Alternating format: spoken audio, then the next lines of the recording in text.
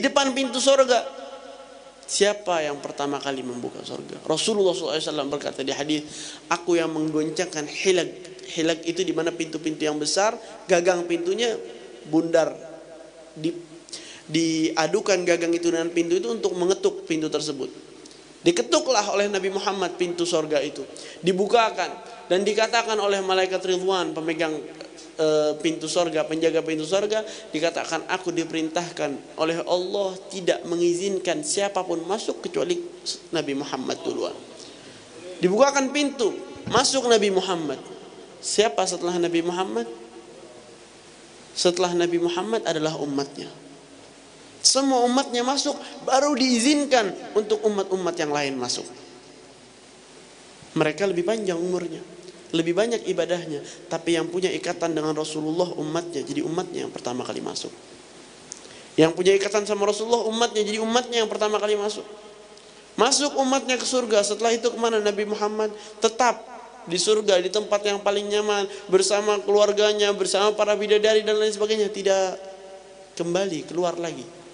Kemana? Ke depan, ke tempat yang paling buruk, neraka Allah Subhanahu wa ta'ala. Memberi syafaat lagi kepada kaumnya.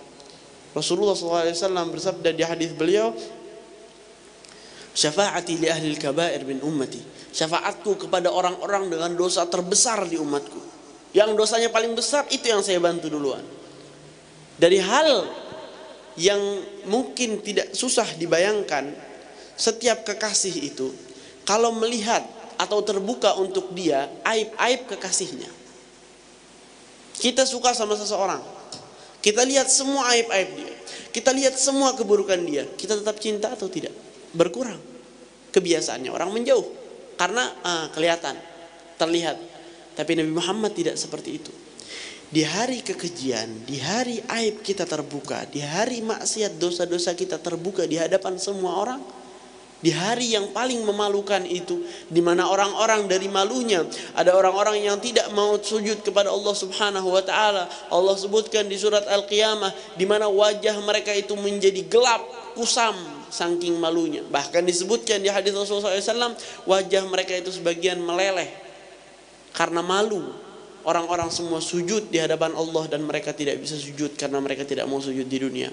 Sampai Allah sebutkan juga di Al-Quran, di mana pada saat diizinkan, diperintahkan kepada kalian untuk sujud, kalian tidak mau, dan sekarang ditahan atau tidak bisa kalian sujud, dan mereka menanggung hal tersebut.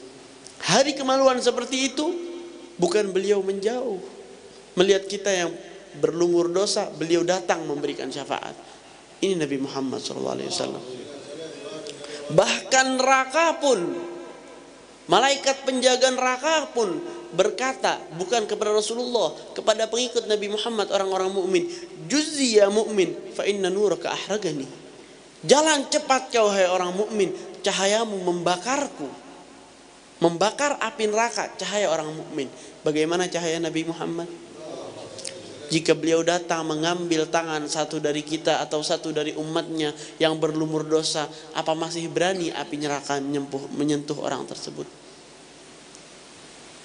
Dan Rasulullah SAW berkata di hadisnya kepada Sayyidina Aisyah, al-wail liman lam yarani ya Aisyah, al-wail liman lam yarani yaumil qiyamah. Kecelakaan kepada orang yang tidak melihatku di hari kiamat. Kenapa seperti itu? Karena orang yang tidak melihat Nabi Muhammad berarti dia jauh. Orang yang jauh dari Nabi Muhammad di hari kiamat berarti dia tidak cinta sama Nabi Muhammad. Al-mar'u ma'aman ahab. Seorang bersama orang yang dia cintai. Kalau dia mencintai orang-orang yang jauh dari Nabi Muhammad, dia tidak mungkin dekat sama Nabi Muhammad.